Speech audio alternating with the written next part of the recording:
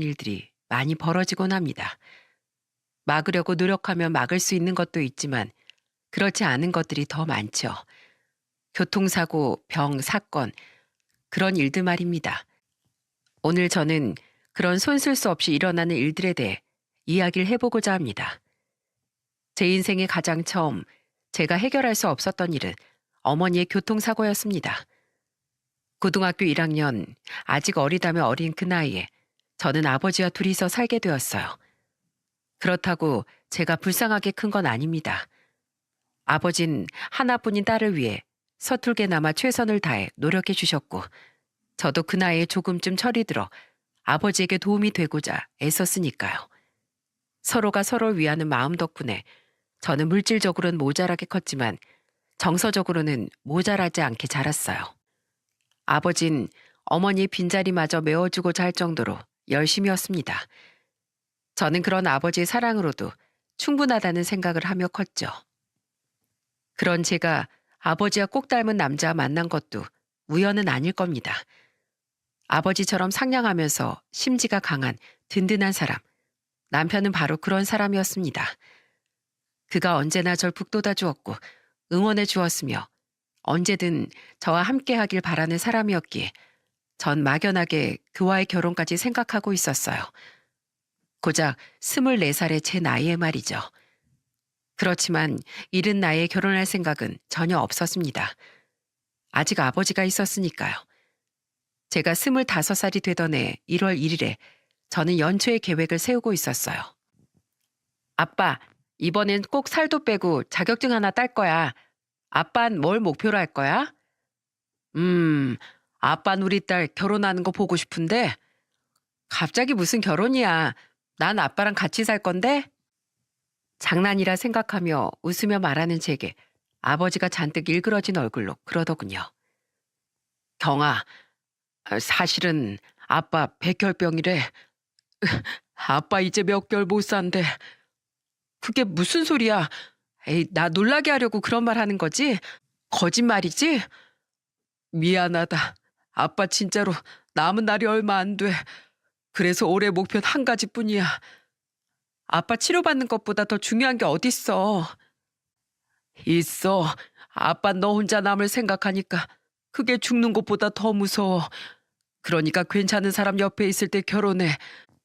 나 죽고 너 혼자 결혼식장에 걸어 나갈 거 생각하면 죽어서도 편하지 못할 것 같아서 그래. 아버지의 그 말에 저는 눈물만 흘렸습니다. 아직은 어리다면 어린 나이 25. 그 해에 저는 그렇게 결혼을 결심하게 됐어요. 저는 결혼할 테니 치료 절대로 포기하지 말라고 아버지에게 신신당부했습니다. 그 죽을 병에 걸려도 사는 사람 있고 좋아지는 사람 있으니 포기하지 말라고 말이죠. 아버진 그러노라 약속했어요. 그리고 당시 남자친구였던 남편은 마치 큰 사명이라도 맡은 것처럼 결혼을 하겠노라고 말해주었습니다. 아버지 입원으로 인한 병간호 생활과 결혼 준비로 바쁘게 보냈어요. 그런데 예상치 못한 곳에서 고민이 생겨났습니다. 바로 직장 동료의 말 때문이었습니다. 굿쌤, 결혼 준비는 잘 돼가? 엄마 없으니까 많이 힘들지? 뭘 해가야 할지 감도 안 잡힐 텐데 게다가 쌤은 아버지만 계시잖아. 그러고 보니 보통 어르신들은 홀아버지 밑에서 큰 며느린 선호하지 않는 거 아니야? 네? 그게 무슨 말이에요? 두 분 다 안 계신 것도 아니고 아버지는 아직 살아계신데. 아니, 그 문제가 아니라 보통 나이 지긋한 어르신들이 그렇잖아. 결혼할 땐 상대방 집 부모를 본다고. 며느리를 드리는 거면 그 집 엄마를 봐야 하는데 쌤은 엄마가 안 계시니까 그 역할에 충실하지 못할 거라는 편견을 가지고 계실지도 모르지. 생각해보니 편견이지만 한편으론 일리가 있는 말이기도 했습니다. 실제로도 결혼 과정에 대해 아버지도 상세한 걸 모르고 계신 데다 제사 음식도 여전히 잘 못하고 있었으니까요. 어머니가 딸에게 가르쳐 줄 수 있는 것과 아버지가 딸에게 가르쳐 줄 수 있는 건 엄연히 다를 수밖에 없잖아요. 저는 겁부터 났습니다. 아직 보지도 못한 시어머니가 절 거절하면 어쩌나 하는 생각부터 들었죠. 그 다음 주 주말에 잡힌 인사날에 남자친구 어머니를 만나러 시어머니 떡집으로 향했습니다. 첫인사를 건네곤 고개를 푹 숙이며 말을 했습니다. 제가 아직 어리고 아무것도 모르는 데다가 어머니까지 계시질 않아요. 이런 상태로 결혼하면 어머니께 큰 누를 끼칠 수도 있을 것 같아서 정말 죄송합니다. 그래도 열심히 배울 테니 모자란 거 있으면 그때그때 말씀해 주세요. 그렇게 말하는 제 눈엔 눈물이 주렁주렁 매달려 떨어졌죠. 지금 생각해보면 이런 말을 할 필요도 없고 울 필요도 없었을 일인데 그땐 아버지 입원과 제 처지가 너무 힘들었던 것 같네요. 그러니 지레 겁먹고 두려움에 떨며 이런 말을 했었던 것 같아요. 바닥에 떨어지는 제 눈물을 본 시어머니는 제 손을 꼭 잡아주시며 고개를 들도록 어깨를 툭툭 치셨어요. 고개를 드니 자상한 모습의 어머님 모습이 보였습니다. 어머, 울지 마. 뚝. 예쁜 얼굴이 엉망이 됐네. 아유, 그런 걱정하지 마라. 난 우리 아들이 처갓집에 누가 되지 않을까 걱정했는데 들어서 알겠지만 우리 앤 아버지가 없거든. 그러니까 그런 걸로 울지 마. 나 좀 봐봐. 나도 억척스럽게 아들 하나 딸 하나 키워내고 이렇게 장가까지 보내지 않니? 아가씨 아버지도 딸 이렇게 시집 보내는 거 자랑스러울 거야. 둘이서 하는 일을 혼자서 했으니 자랑스러운 일이지. 전 정말로 어떻게 해야 할지 몰라서 제가 민폐만 끼칠까 봐 걱정이 돼서요. 그럴 일 없어. 세상에 누가 폐를 끼치고 싶어서 끼친대? 모르고 긴장되면 어쩔 수 없이 그런 거야. 그걸 어떻게 탓할 수가 있어. 너무 고개 숙이고 미안하다고 하면 아버지에게 못할 짓이야. 이렇게 잘 키워주셨잖니. 그것만으로도 충분히 감사할 일이야. 그러니까 그런 일로 고개 숙이지 말거라. 그 말을 듣는데 정말 눈물이 다 흘러넘치더군요. 남자친구가 도리어 당황할 만큼 말입니다. 시어머니 모습에 친정아버지 생각이 났거든요. 홀로 딸을 키워낸 아버지의 모습과 어머님의 모습이 겹치면서 안쓰러운 마음이 들었습니다. 더 이상 제 곁에 있을 수 없을 아버지를 생각하며 저는 그날 저녁 남자친구에게 말했죠. 결혼을 하고 나며 어머님과 같이 살고 싶다고 말이죠. 아버지 빈자리를 시어머니로 채우려는 것처럼 보일 수도 있지만 살아계실 때 잘해드리고 싶다고 말이죠. 남편은 좋아했지만 어머님은 처음에 거절하셨어요. 도리어 저 고생시킬까봐 그러고 싶지 않다고요. 시집 와서 아무것도 모르는데 시어머니까지 버티고 있으면 얼마나 위축되겠냐고 하면서 한사코 거절하신 시어머니께 말씀드렸어요. 나중에 후회할 일 만들고 싶지 않아요, 어머님. 전 함께 있는 시간이 무엇보다 소중해요. 그러니까 같이 있게 해주세요. 어머니께선 아버지의 병환 때문에 자주 집을 지키지 못하는 절 충분히 이해해주고 응원해 주셨습니다. 그 마음만으로도 고마운데 가끔씩 아버지가 계시는 병원 직원들에게 사돈어른 잘 부탁한다며 음료수와 떡을 나눠주기까지 하셨어요. 그 넓고 따뜻한 마음 씀씀이에 저는 점점 더 시어머니에게 기대게 되었고 그런 절 시어머님은 한껏 보듬어 주셨어요. 그리고 친정아버지가 돌아가시고 제가 망연자실 눈물도 흘리지 못하고 멍하니 앉아있으니 제 어깨를 토닥이며 말했습니다. 사돈어른, 귀한 딸 놔두고 먼저 가는 길이지만 너무 걱정은 하지 마세요. 제가 우리 며느리 내 딸같이 잘 보듬고 자식 대하듯 잘 해줄 터이니 그러니 편하게 가세요. 알겠지요? 지금도 그때만 생각하면 울컥 눈물이 쏟아질 것 같아요.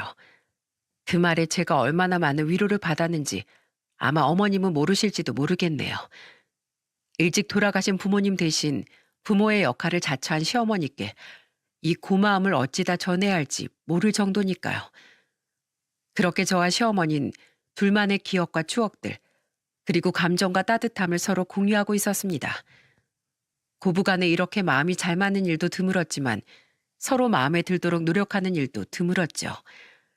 제가 제 부모님 대하듯 하니 시어머님도 저를 딸처럼 대해주시는 것 같기도 하지만 원래 시어머님은 그런 분이셨어요. 착하고 따뜻하고 언제나 내 편이 되어주는 그런 사람. 그런 시어머니는 굉장히 성실한 분이시기도 했습니다. 떡집 일 때문에 힘든데도 집안일도 빼놓지 않고 하셨어요. 저도 항상 도와드리려고 노력했는데 제 직업 특성상 그렇게 못 도와드리는 일도 많았어요. 저는 사회복지사로 일했는데 치매 어른이 많다 보니 업무 외 시간에도 보호자들에게 연락이 오는 경우도 잦았거든요. 하루는 저녁을 먹는 도중에 저희 센터에 다니시는 어르신 한 분이 집을 나갔다는 이야기에 밥 먹다 말고 달려갔던 적도 있었어요. 경찰서에 신고하고 보호자를 달래고 같이 찾으러 다니다 보니 다 늦어서야 집에 들어가곤 했어요. 제가 늦을 때면 잠도 안 주무시고 절 기다려 주신 것도 시어머니였습니다. 만약 친정 어머니가 살아계셨다면 이렇게 기다려 주셨겠지 하고 생각하니 울컥했어요. 기껏해야 며느리, 집안일도 제대로 못하고 쓸데없이 바쁘기만 한 며느리를 걱정해주는 모습이 너무 감사하고 감동했어요. 늦었네. 뭐 별일은 없었어? 걱정하시는 그 모습에 저는 맺힌 눈물을 꾹 찍어 닦고는 소파에 앉은 시어머니 어깨를 주물러 드리며 말했어요. 별일 없었죠. 걱정 마세요. 그럼 됐다. 일은 잘 풀렸니? 네, 무사히 찾았어요. 경찰서 너무 자주 가서 이젠 경찰서 분들이랑도 친해졌다니까요. 정말로 너무 자주 보니 개인 전화번호를 주고받을 정도로 친하게 지내는 형사님들도 생겼거든요. 다들 제게 힘든 일 하신다며 보시면 격려도 해주고 그랬네요. 서로 매년 설 추석에는 작은 선물 세트 챙겨줄 만큼 친밀하게 지내고 있으니까요. 형사분들도 마찬가지겠지만 사회복지사 일을 하면 볼 꼴 못 볼 꼴 다 보게 돼요. 그리고 힘없고 연로한 어르신들을 괴롭히는 건 주변 사람들이죠. 얼마 전에도 방문 요양 겸 보호자 면담하러 간 집에서 멍투성의 어르신을 발견했거든요. 심상치 않은 크기의 멍에 저는 보호자가 잠시 전화하러 들어간 틈을 타 어르신께 물었습니다. 어르신, 저 좀 보세요. 이 멍은 언제 생겼어요? 이거 별거 아니야. 아무것도 아니야. 소매를 확 올렸는데 위로 쭉 이어지는 멍 보고 저는 놀라 숨을 들이켰어요. 어르신은 후다닥 옷소매를 내리더니 제 눈을 피하더군요. 내 탓이야. 다 내가 잘못한 거야. 내가 죽어야지. 아휴. 스스로 책망하는 말만 하는 어르신을 보니 확신이 왔습니다. 신고하지 않겠다는 어르신을 어렵게 설득시킨 전 매번 신세지는 경찰서 형사님께 전화를 드렸고 형사님은 동료들과 함께 집으로 오셨죠. 조사를 해보니 이게 모두 어르신이 모아놓은 돈 때문에 아들이 손찌검을 한 거였더라고요. 금이야 오기야 키운 자식에게 매 맞고 사는 어르신의 그 심정을 감히 제가 이해할 수 없었는데 그런 자식도 자식이라고 스스로를 탓하는 어르신들을 너무 많이 봐서 답답했어요. 게다가 신고해서 경찰이 집에 오자 그 어르신은 시무룩하니 복잡한 표정을 짓고 계시더라고요. 제가 시어머니에게 그 표정이 뭔지를 모르겠다고 말씀드린 적이 있었어요. 그 어르신은 아마 미안했을 거다. 상황을 그렇게 만든 게 자기 탓이라고 생각했을 거야. 그렇지만 그대로 두면 그 상처는 골아서 썩어가는 걸 알았을 테고 그러니 이도저도 못한 채 그냥 시간을 보낸 거야. 눈치 빠른 네가 잘 알아채줘서 그 어르신도 고마워할 거야. 아들을 멈춰줘서 부모의 사랑이라는 게 그렇단다. 내 몸 아픈 것보다 자식 마음 다치는 걸 더 신경 쓰는 거야. 나도 그래. 그러니까 어디 가서 다치거나 아프거나 하지 마라. 알겠지? 너도 이제 내 딸이니까. 그 말을 들으니 앞으로도 시어머니를 위해 잘해야겠다고 생각했어요. 제가 받고 있는 이 사랑과 걱정만큼 돌려드려서 힘들지 않도록 만들어드리고 싶었어요. 그렇지만 시어머니께도 남모르는 아픈 사정도 있었습니다. 제가 그 일에 대해 알게 된 건 남편의 출장이 있던 날이었어요. 남편이 출장 가고 없을 때면 시어머니와 저는 그동안 먹지 못했던 매운 음식을 먹으면서 시간을 보냈어요. 남편은 매운 걸 못 먹거든요. 시어머니와는 음식 취향도 잘 맞아 같이 먹곤 했습니다. 그날따라 비가 와서 매콤한 해물파전과 해물탕을 사오신 시어머니께서 술 생각이 난다며 막걸리도 같이 사오셨더라고요. 평소에 술을 좋아하지 않으시는데 술을 마시는 걸 보면서 저는 가볍게 어머니께 남편의 어린 시절에 대해 이야기해달라고 말씀드렸어요. 동석이 어릴 때 참 말도 못하게 귀여웠어. 여리고 착하고 그랬는데 언젠가부터 든든해지더라. 아마 지 아버지 때문일 거야. 아비 없이 크는 게 한이 됐을 법도 한데 그런 이야기 한 번도 한 적 없어. 아마 나 때문이겠지. 내가 그 인간 입에도 올리지도 못하게 했으니. 제가 약간 의아해하자 시어머님 피식 웃으며 말씀하셨어요. 너희 시아버지 됐을지도 모를 인간이 있어. 여자랑 바람나서 집 나간 뒤에 두 집 살린 차린 참 대단한 인간이지. 아직 어린 자식 둘을 놔두고 어찌 그런 짓을 저질렀는지 원. 세월이 이렇게 흘렀는데도 그 인간이 낸 상처가 아직도 가슴에서 쿡쿡 사람을 찔러. 그놈이 그리 여자 쫓아나가버리고 혼자서 애들 키우는데 너무 힘들었어. 애들은 배고프다고 울지. 배운 거 없는 내가 할 수 있는 거라곤 허드렛 일 뿐이지. 청소, 신문 배달에 식당 일 안 해본 게 없을 정도로 이런저런 일을 많이 했어. 나 혼자였다면 그리 악착같이 못됐을 거다. 애들이 있으니 그저 애들 보고 버틴 게지. 어머님, 저는 나지막히 읊조리는 시어머니의 손을 꼭 잡아드렸어요. 그래도 이렇게 그 세월에 대한 보상을 받아 어디 가서 이렇게 시어머니랑 술 한잔 같이 해주는 참한 며느리를 찾을 수 있겠어? 그 인간이 이 복을 자기가 스스로 찬 거지. 그리고 이젠 그 원망도 그리 크진 않아. 왜냐면 원망만 하며 허송세월 보내기엔 우리 아들, 딸 그리고 며느리에게 줘야 할 마음이 아깝지 않니? 그런 놈한테 신경 쓸 바에야 너하고 더 재미나게 사는 게 좋아. 시어머니의 마음속에 박힌 가시를 알게 된 이후로 저는 더욱 신경 써서 어머님을 모셨습니다. 시어머니 칠순에는 시간이 안 되는 가족들을 두고 시어머니와 단둘이 제주도 여행도 다녀왔어요. 떡집을 5일 동안 닫았더니 사람들이 다들 어디 갔다 왔냐며 묻는데 시어머니께서 기분 좋아하며 자랑을 하시는 걸 보며 뿌듯했어요. 우리 며느리랑 둘이서 제주도 가서 맛있는 거 먹고 호강하고 왔지. 며느리가 다 준비해줘서 난 그냥 몸만 갔다 왔네. 여하튼 이 집 할머니는 며느리 하나 잘 들였다니까. 아, 요즘 세상에 그리 참한 아가씨가 어딨어. 우린 에휴 말을 말자. 말하면 내 얼굴에 침 뱉는 거밖에 더 되겠나. 평상시엔 자랑도 잘 하지 않던 시어머니는 지인분들과 가게 고객들에게 자랑을 할 정도로 기분이 좋아지신 것 같았어요. 그 뒤에도 1년에 한 번씩 저희는 시어머니를 모시고 여행을 다녔습니다. 그렇게 좋은 시간들이 영원히 이어지면 좋을 거라고 생각했는데 감당할 수 없는 일은 언제나 갑자기 찾아오는 법이더라고요. 시어머니와 함께 지낸 20년 동안 단 한 번도 제 전화를 받지 않았던 적이 없던 어머니께서 어느 날 전화를 받지 않았습니다. 걱정이 돼서 몇 통이나 되는 전화를 하다가 결국 오후 반차를 쓰고 집으로 얼른 돌아왔어요. 다행히도 시어머니는 집에 계셨습니다. 어머님, 전화기 어디 갔어요? 전화 몇 번이나 했는데 안 받으셔서 깜짝 놀라서 달려왔잖아요. 글쎄다. 그걸 어디다 뒀는지 통 기억이 안 나네. 시어머니는 여기저기 뒤적이며 폰을 찾았지만 보이지 않았고 다시 한번 제가 전화를 걸었을 때 희미하게 부엌 쪽에서 소리가 났습니다. 냉동실 문을 열어보니 냉동 만두 옆에 전화기가 놓여 있더라고요. 어머님, 전화기가 냉동실 안에 있는데 냉동실 열었다가 잘못 두셨나 봐요. 저는 이때 웃으며 이야기했어요. 그냥 가끔씩 있는 해프닝 정도로 생각했죠.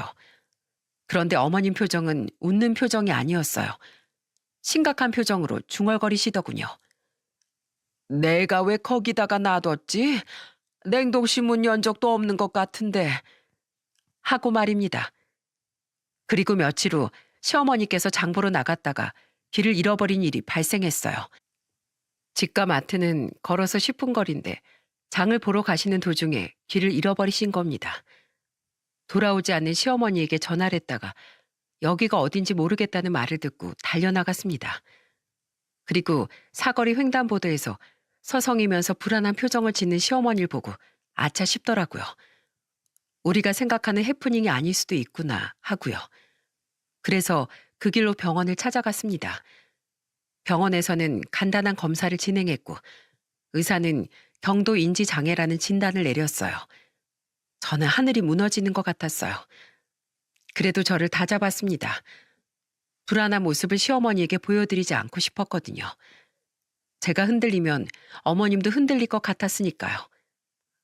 어머님, 연세가 있으셔서 아무래도 노화 현상으로 기억력이 좀 저하되는 것 같나 봐요. 앞으로는 조금 조심하는 게 좋을 것 같다고 하시네요. 걱정 마세요. 제가 어머님 문제될 일 없도록 잘할게요. 그렇게 말하고 그날 저녁 집안 중문에 도어락을 달고 어머님의 손목에 노인 인식표 팔찌를 걸어드렸어요. 어머님은 예쁘다고 좋아하셨지만 그 팔찌엔 저와 남편의 전화번호가 적혀 있었어요. 언제든 길을 잃어도 찾을 수 있도록 말이죠. 남편에게는 당일 말했고 그래도 저와 남편 이외 보호자 한 명 더 알고 있었음 해서 신우에게도 전화를 해서 알렸어요. 신우는 결혼해서 지방에 살고 있었는데 결혼 7년 만에 이혼하고 시댁으로 올라오지 않고 지방에서 혼자 살고 있었어요. 어린 시절에 시어머니와 남편을 꽤나 힘들게 한 말갈량이로 30대 후반의 나이에도 아직 철이 덜 든 것처럼 보일 정도였어요. 제가 시어머니 상태를 말해도 신우는 크게 반응하지 않았어요. 어머님 연세 80 초반이니 치매가 걸리는 것도 어쩔 수 없는 일이라며 꽤나 냉정하게 말하더군요. 결혼 후에도 시어머니를 잘 찾지 않았던 신우였던지라 마음은 답답했지만 그러려니 했습니다. 신우는 마치 선심 쓰듯 한 번 올라가 보겠다고 하더군요. 그 말이 마음 내키면 올라오겠다는 느낌으로 들려서 그러라고 말하고는 끊어버렸어요. 어차피 멀리 있던 신우, 없어도 제가 시어머니를 잘 모시면 된다고 생각했으니까요. 그런데 그게 그리 녹록지 않더군요. 제가 사회복지사로 일하는 동안 저희 센터로 모셔서 주간 보호를 하고 퇴근할 때 모시고 가서 돌보도록 했는데 생각보다 힘이 많이 들었습니다. 그럴 땐 남편이 아이들을 모조리 케어해 주었고 그 덕에 전 시어머니를 잘 모실 수 있었어요. 그런데 상황은 점점 나빠져만 갔습니다. 제가 아무리 노력해도 진행되는 건 막을 수가 없었는지 점점 시어머니의 인지 상태가 더 나빠지는 게 보였습니다. 식사를 드렸는데도 밥을 내놓으라며 밥을 왜 안 주냐며 울고 때로는 화를 내기도 했습니다. 당뇨가 있으시니 식사량을 조절해야 함에도 먹고 돌아서서 밥을 달라고 하시니 그 모습에 마음이 미어졌어요. 원하는 걸 해드리고 싶은데 해드리면 몸이 나빠지고 안 해드리자니 그 모습을 보고 있기가 힘들고 그런 상황의 연속이었어요. 게다가 얼마 지나지 않아선 대변을 만져서 온 화장실에 묻혀놓은 일이 발생했습니다. 그저 가지고 노는 것처럼 만지는 시어머니를 보며 우리가 케어할 수 없을 만큼 상태가 악화됐다는 걸 인정할 수밖에 없었죠. 그리고 드디어 저와 남편을 알아보지 못하는 일이 벌어졌어요. 아가씨 누구예요? 왜 여기 있어? 여기 우리 집인데. 어머님, 저 어머니 며느리예요. 잘 보세요. 기억 안 나요?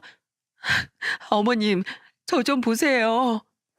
난 아가씨 같은 사람 몰라. 우리 남편 어디 갔지? 아이 인간은 애가 저기서 울고 있는데도 코빼기도 안 보여.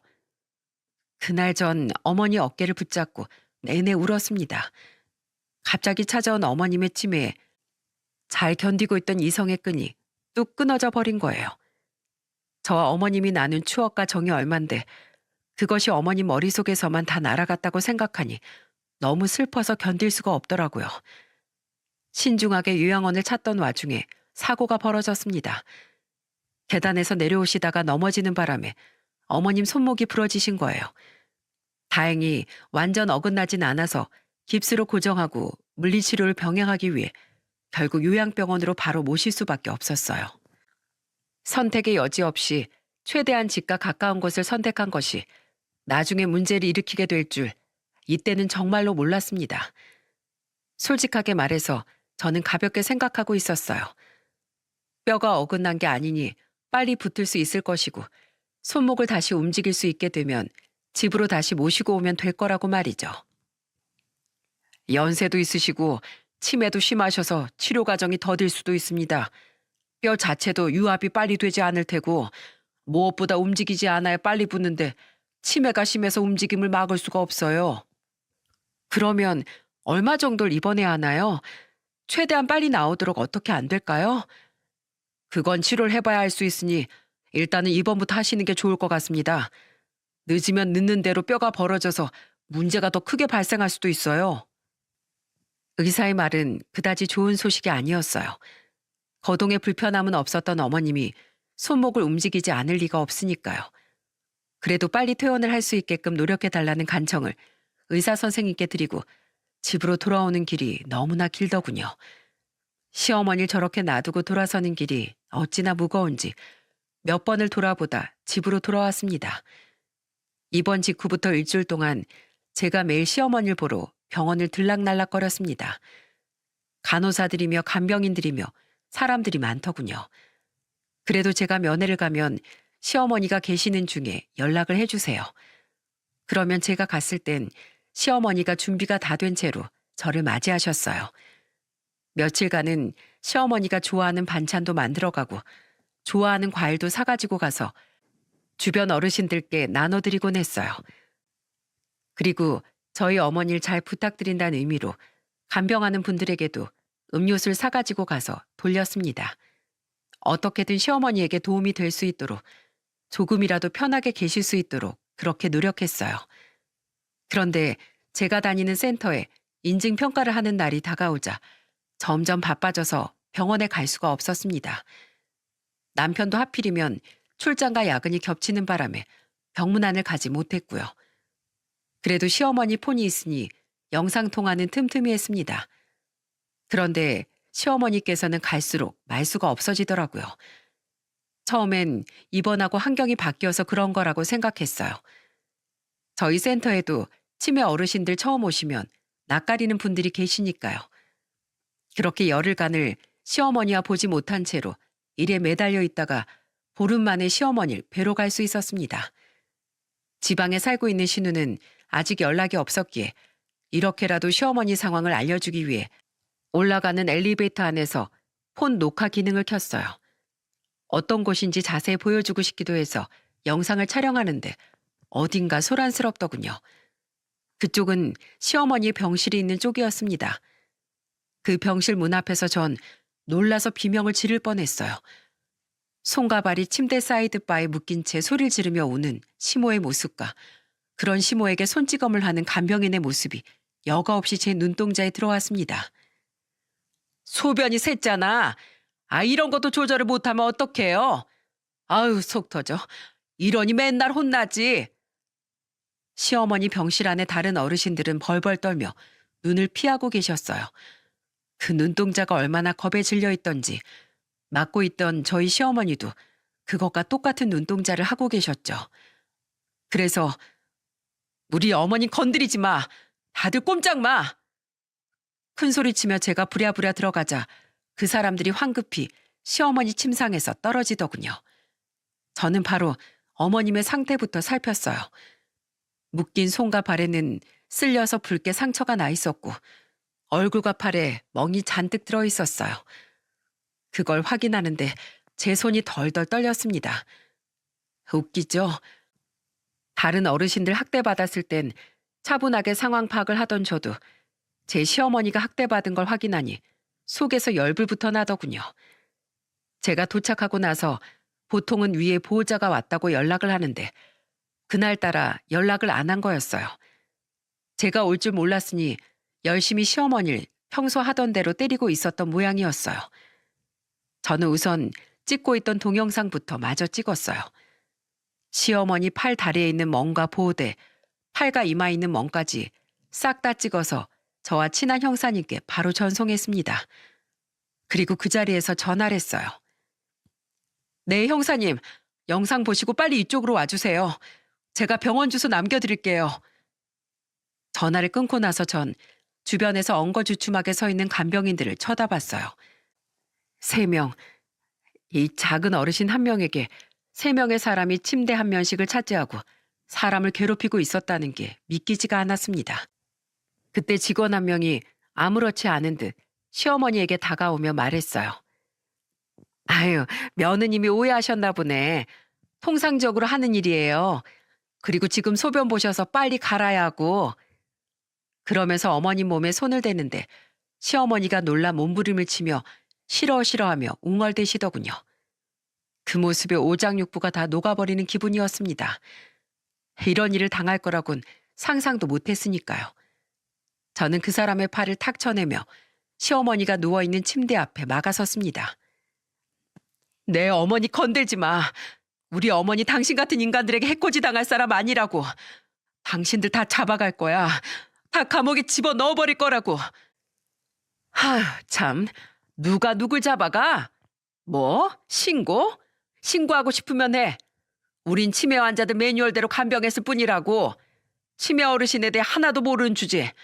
치매 환자가 얼마나 골치 아프고 짜증나는지 몰라서 이래? 자라고 해도 잠도 안 자고 소리나 빽빽 지르지. 밥 먹으러 가면 밥도 안 먹고 뱉어내지. 그래 놓고 나중에 밥 안 먹었다고 소리 지르지. 막말로 당신네도 자기들이 보기 힘드니까 여기 맡긴 거잖아. 당신은 뭐가 그렇게 당당해? 뭐가 당당하다니. 그게 지금 당신들이 나한테 할 소리예요? 기가 막혀서. 사람을 저렇게 때려놓고 이렇게 당당하다니. 이게 대체 무슨 일이냐고. 그리고 소리 지르고 밥 뱉어내고 그게 치매 증상이잖아요. 여기 치매 전문이고 그러면 알아서 잘 케어해 주셔야 하는 거 아닌가요? 환자 케어 못할 거면 애초에 환자를 받지 말았어야지. 보호자한테 제 부모처럼 모시겠다며 관권 거창하게 하면서 실제로는 어르신 때리고 학대하는 주제에 뭐가 그렇게 당당해요? 여기가 이렇게 환자를 막 다루는 곳이라는 걸 알았으면 절대로 우리 어머니 맡길 일 없었을 거예요. 게다가 전 보호대 착용하는 거 연락 받은 적도 없어요. 최소한 저걸 사용하려면 보호자한테 연락은 했었어야죠. 아처인 전달받은 게 없다니까요. 이렇게라도 안 하면 사고를 너무 많이 쳐서 저희 일이 너무 힘들어져요. 저희도 어쩔 수 없는 일이었다고요. 병원에선 병원 나름대로 매뉴얼이 있어요. 아무것도 모르면 잠자코 계세요. 아니, 솔직히 막말로 이렇게 심한 치매 어르신 맡기면서 어쩜 이렇게 당당하게 우리 탓만 해요. 우리도 힘들게 일하는구만. 똥오줌 치우는 사람이라고 사람 무시하는 거 맞죠? 무시? 당신들이야말로 우리 어머님을 무시했겠지. 그러니까 보호자 없는 틈에 어르신 묶어놓고 폭행한 거잖아요. 힘들면 보호자한테 연락을 해서 이야기를 하셨어야죠. 언제까지 가족들에게 말 안 하고 보호대 적용할 생각이셨어요? 사고를 친다면 단순하게 손에 장갑만 끼워두셔도 될 문제였어요. 그런데 팔다리 침대에 이렇게 꽁꽁 묶어놓는 게 말이나 돼요? 게다가 어머님 몸에 이 멍들은 다 어떻게 설명하실 건데요? 불과 보름 전에 제가 왔었을 땐 깨끗했던 몸이라고요. 환자 이동하면서 부딪히면 그런 상처 생길 수도 있어요. 그거 가지고 이렇게 예민하게 반응하시면 도리어 저희 쪽에서 어르신 입술 거절하는 수가 있어요. 떳떳하다 못해 아예 적반하장으로 나오는 직원을 보니 정말 환장하겠더라고요. 게다가 제가 아무것도 모른다는 걸 전제하고 열심히 자기 방어하는 모습을 보니 역겨웠어요. 제 직업이 사회복지사입니다. 휠체어 이동으로 생길 수 있는 상처가 위쪽 팔이 생긴다는 이야기는 들어본 적이 없네요. 게다가 이마의 상처는 휠체어 이동과 전혀 상관이 없고요. 그리고 간병만 하느라 실무에 대해서 모르나 본데 입원 전에 이미 보호대 적용 여부에 대해 문서로 작성해요. 할 것인지 하지 않을 것인지. 저는 당연히 보호대 거부로 작성했고 그에 따르면 보호대 적용이 필요했다면 저에게 먼저 연락을 했어야 된다는 이야기라고요. 제가 사회복지사라고 하니 그제야 직원들이 아차하는 표정으로 저를 초조하게 바라봤습니다. 그러니까 이런 식으로 저희한테 따져도 저희는 할 말이 없어요. 보호대 착용 안 했다가 어르신 사고라도 나서 다치면 그쪽이 책임지실 거예요?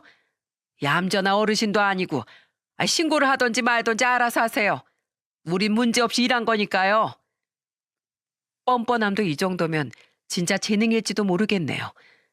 제가 아무리 열을 내며 이야기해도 이 사람들은 그저 네가 몰라서 하는 소리다 하고 철벽을 치더군요. 문제가 없다고요? 제가 증거 찾아서 옷 벗게 만들어 드릴 테니까 거기 딱 가만히 계세요. 제 말이 끝난과 동시에 병실 밖이 소란스러워지더군요. 그리고 곧 드러난 얼굴은 감사하게도 제가 아는 얼굴이었습니다. 형사님, 여기요. 빨리 좀 와주세요. 저희 어머님 여기서 폭행당하는 거 제가 목격했어요. 증거 영상은 제가 오면서 확인했습니다. 우선 여기 담당자 어디 있습니까? CCTV부터 확인을 하겠으니 협조 부탁드립니다. 진짜 형사가 바로 들이닥칠 줄은 몰랐는지 세 사람이 다 당황한 표정으로 서로 쳐다만 보고 있었어요. 결국 아무도 나서지 않아 형사님은 원무과로 내려가 사정을 설명하고 CCTV를 확보하게 됐습니다. 그 자리에서 확인을 해보자고 하니 그 세 명은 아주 당당하게 그러라고 하더군요. 가만 보니 각도가 거기서 찍힐 만한 각도가 아니라고 생각했던 것 같았어요. 어르신들 방 안엔 CCTV가 설치되어 있지 않았으니까요. 자신들이 저지른 만행이 찍히지 않았다고 안심하는 듯 했죠. 하지만 이내 영상을 확인한 우리는 놀랄 수밖에 없었어요. 제가 도착하기 20분 전부터 시어머니를 향한 주먹질이 고스란히 들어가 있었기 때문이었어요. 저는 양손으로 입을 막은 채 떨리는 눈으로 영상을 볼 수밖에 없었어요. 입 밖으로 비명이 터져 나올 것 같았거든요. 영상에서는 시어머니의 침구가 젖어 있는 걸 확인한 한 직원이 다른 두 명을 불러서 뭐라 말하며 시어머니를 쥐어박는 장면이 흘러나왔습니다. 그리고 그 뒤 20분간 시어머니를 향한 무차별한 손찌검이 시작됐고요. 대놓고 막 때린 것이 아니라 보이지 않는 부분을 은밀하게 때리고 꼬집으며 시어머니를 아프게 만들고 있더군요. 끔찍한 건 그뿐만이 아니었어요. 그걸 말리려는 다른 어르신의 뒤로 휠체어를 가져다 놓더니 앞에 선 직원이 그 어르신을 확 밀쳐서 결국 강제로 앉게 만들었어요. 그리고는 어르신을 태워서 다른 곳에 데리고 가버리셨죠. 이게 지금 요양병원에서 벌어져도 될 일인가요? 이게 당신들 일이었다고요? 저는 그 영상을 다 보지 못했습니다. 정신적으로 너무 충격을 많이 받아서 더 볼 기력도 남아있지 않았어요. 저는 시어머니 침대로 가서 말했어요. 어머니, 죄송해요. 제가 잘못했어요. 그러니까 우리 집으로 가요. 그리고 남편에게 전화해 당장 여길 와달라고 말했습니다. 혼자서 감당하기엔 너무나 힘든 일이었거든요. 얼마 뒤 도착한 남편은 길길이 날뛰며 병원 관계자를 향해 날카로운 말을 내뱉었습니다. 이게 도대체 어떻게 된 일입니까? 분명히 입원 전엔 잘 모시겠다고 호언장담을 하셨잖아요. 그런데 이게 대체 다 무슨 일이에요? 말 좀 해보세요. 왜 아무 말을 못해요? 보호자님, 진정하시고 일단 밑에서 조용히 이야기하시면 안 되겠습니까? 조용히 이야기해서 될 일이에요, 지금? 네? 저희 어머니 얼굴 좀 보세요. 아무것도 모르는 치매 환자라고 이렇게 사람을 막대해도 되는 거냐고요? 분통을 터뜨리는 남편과 당당한 직원 셋, 그리고 쩔쩔매는 원무과 직원을 보니 답답하기만 하더군요. 이곳에 있는 다른 환자 보호자들의 눈을 의식한 듯 병원 관계자는 무척 저자세로 나왔습니다. 실제로 시어머니를 괴롭힌 직원들은 저렇게 당당하게 자기 잘못 아니라며 서 있는데 그 병원 관계자는 어떻게든 조용히 넘어가게 하려고 애를 쓰다뇨. 아무리 봐도 잘못을 인정하려는 모습은 전혀 보이지 않았습니다. 그래서 더 괘씸했어요. 반성하며 지금 당장 시어머니 앞에 무릎 꿇고 빌어도 모자랄 판에 저런 모습을 보고 있으려니 우라통이 터져서 남편에게 그들을 넘겨주고 저는 병실에서 시어머니의 물건을 정리했어요. 그런데 한 직원이 저에게 다가오더니 쪽지를 쥐어주고 후다닥 나갔어요. 쪽지를 보니 전화번호와 연락을 달라는 글이 적혀 있었어요. 주머니에 넣어두고 일단 시어머니부터 챙겼습니다. 앙상하게 말라버린 몸에 연신 부들부들 떨리는 몸을 추스리며 한 겹, 두 겹 외투를 입혀드리는데 분노에 섞인 한순간 눈물이 계속 터져나오는 걸 꾹 참았습니다.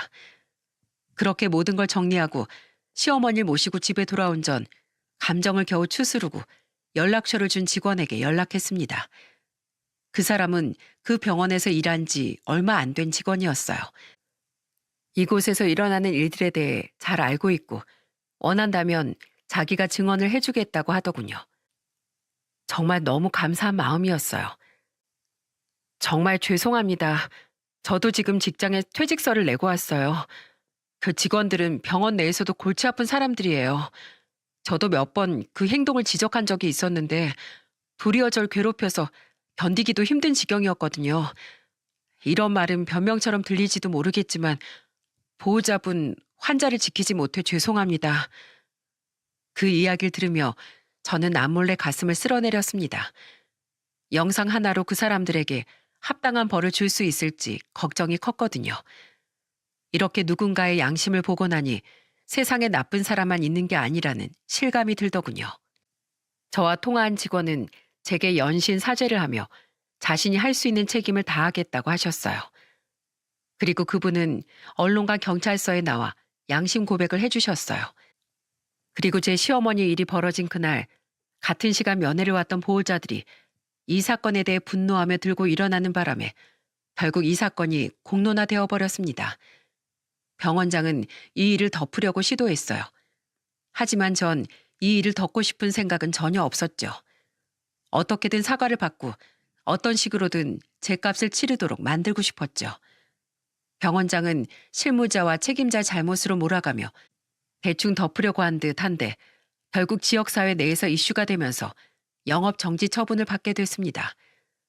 그리고 직접적으로 이 일에 엮인 세 사람 중에 시어머니에게 직접적인 신체적 폭행을 향한 사람은 구속되었고 정서적 학대를 일삼았던 두 사람은 집행유예로 풀려났습니다. 시어머니께서 받은 충격이 어마어마할 텐데 이 정도 결과만 나온 것이 실망스러웠어요. 제 마음 같아선 세 명 모두 감옥으로 보내고 싶었지만 왜 언제나 법은 이렇게 야속하게 피해자의 마음을 몰라주는지. 결국 그 결과에 어쩔 수 없다는 걸 알면서도 밤에 남편 몰래 눈물을 흘리고야 말았습니다. 불쌍한 우리 시어머니. 그런 취급받아선 절대 안 될 소중한 분에게 일어난 일을 이런 식으로 넘겨야 한다는 것에 많이 분노했더랬죠. 게다가 병원에 내려진 결과도 한심스러웠습니다. 영업 취소가 아닌 영업 정지였기에 몇 개월 후 근처에 갔을 때 벌써 영업을 하고 있는 병원을 발견하고 어찌나 화가 나던지요. 여전히 병원장은 자기 잘못은 없고 직원들의 일탈이라고 말하고 다닌다고 하더군요. 직원을 교육하고 감독해야 할 본인의 책임에 대해선 이런 방구 없는 모습을 보며 이게 대한민국의 현실이라는 걸 뼈저리게 깨달았습니다. 저는 시어머니를 저희 집으로 모셨고 상처받은 시어머니의 몸과 마음을 최대한 보듬어 주려고 애썼어요. 저는 힘들어도 제가 모시겠다고 결정을 했고 남편에게 말했습니다. 남편은 신우에게 전화를 걸어 어머니에게 있었던 일을 이야기하고 시어머니가 우리 집에 있을 거라고 전했죠. 그 다음날 신우가 저희 집에 찾아왔더라고요. 자신의 어머니가 누군가에게 폭행당했다는 이야기를 듣곤 부랴부랴 달려온 모양이었어요. 신우는 침상에 누워있는 시어머니에게 다가가 몸을 살폈어요. 엄마, 몸 괜찮아? 많이 아팠지? 미안해. 여태껏 내 마음 아픈 것만 생각하느라 엄마한테 신경도 못 써서. 신우이가 속상한 마음으로 시어머니에게 말을 걸자 시어머니가 슬쩍 눈을 위로 뜨더니 제게 손짓을 하며 말했습니다. 누구세요? 아, 혹시 아가 네가 아는 사람이야? 생각지도 못한 그 말에 놀란 건 제가 아니라 신우였습니다. 시어머니가 자신을 못 알아볼 거라곤 생각도 못한 표정이었어요. 그리고 곧 오열하며 시모의 손을 꼭 붙잡으며 소리쳤어요. 엄마, 나야. 엄마 예쁜 딸. 딸? 아이고, 나한텐 이렇게 큰 딸 없어. 아직 애가 작은데 어째서 아가씨가 내 딸이야? 손살을 치며 아니라고 말하는 시어머니 모습에 신우는 눈물을 줄줄 흘리더군요. 엄마, 내가 미안해. 나 힘든 것만 생각하느라 여태껏 엄마 찾지도 못하고 내 자존심만 세우려고 하고 그랬어. 앞으로 내가 엄마 책임질게. 나도 어차피 혼자야. 여태껏 엄마랑 변변찮은 추억 하나 못 만들었는데 앞으로는 함께하면서 우리 예쁜 추억 만들자. 어? 아가씨, 멀리서 힘드실 텐데 그냥 저희한테 맡기고 가끔 놀러 나오세요. 그러면 어머님도 좋아하실 거예요. 아니에요, 언니. 제가 집 팔고 여기로 올라올게요. 언니네 집에 얹혀 살 생각은 없으니까 근처에 집 얻어서 엄마랑 둘이서 살도록 할게요. 저야말로 미안해요. 엄마 저렇게 되실 동안 언니한테만 다 맡겨놓고 제가 그래서는 안 됐는데. 그런 말 하지 마세요. 어머님, 이젠 아가씨 얼굴 자주 보시겠어요. 저한테 자랑 많이 하셨죠? 오늘도 말해주세요. 아드님, 따님 이야기요. 우리 딸, 예쁘지? 너무 곱고 귀여워서 내가 모질게 키우질 못하고 애지중지 키웠어. 귀한 대접 받으며 크라고. 그런데 우리 딸이 어디 갔는지 알아? 요새 통 안 보이네. 그 말에 신우는 겨우 참았던 눈물이 다시 터졌는지 흐느끼고 있었어요. 그리고 한 달 뒤 신우는 저희 집 근처로 진짜 이사를 왔어요. 그리고 지금은 시어머니를 위해 요양보호사 자격증까지 따서 잘 모시고 있어요. 철없던 신우도 부모님에 대한 사랑으로 이렇게 바뀔 수가 있는 거였죠. 그만큼 시어머니가 자식과 며느리에게 얼마나 정성을 다했는지 알 수 있는 것 같아요. 누구도 시어머니를 내버려 둘 생각이 없으니까요. 시어머님은 여전히 저를 못 알아볼 때도 있고 아주 가끔 알아볼 때도 있어요. 대화를 하면 가족과의 추억이 가끔씩 튀어나올 때도 있답니다. 하루는 어머님의 20대, 하루는 어머님의 50대. 그렇게 시간 여행을 하면서 잘 지내고 계세요. 시어머니와 이야기하다 어느 순간 저와의 추억 이야기를 들을 때면 마음이 따뜻해지면서 여전히 어머님의 기억 깊은 곳에는 우리와의 추억이 남아있다는 걸 알고 안도할 때가 있어요. 그리고 그럴 때면 시어머니 마음속에 우리의 존재가 좋은 기억으로 남아있다는 걸 알게 돼 기쁘기도 합니다. 얼마나 마음을 줬는진 잃고 나서야 알게 된다는 말이 있습니다. 잃고 나면 더 자주 사랑한다 말하지 못한 것을, 그리고 더 오래 함께하지 못한 것을 후회하게 된다는 말이겠죠. 저와 남편은 시어머니에게 충실하려고 노력했지만 그럼에도 여전히 잃어버린 시어머님 시간이 슬픈 걸 보면 더 많이 충실할 걸 하고 후회가 돼요. 사랑한다면 지금 당장 부모님께, 배우자에게, 또 아이에게 사랑한다고 말해주세요. 시간이 없다거나 낯간지럽다거나 하는 말들을 하기 전에 우리에겐 갑작스럽게 상실의 시간이 오고 있다는 걸 잊지 마세요. 너무 늦어버리면 전하고 싶은 말이 1000마디라도 전할 수 없이 속으로 삼켜야만 할 테니까요. 저의 긴 글 읽어주셔서 감사합니다. 모두들 행복한 하루 보내세요.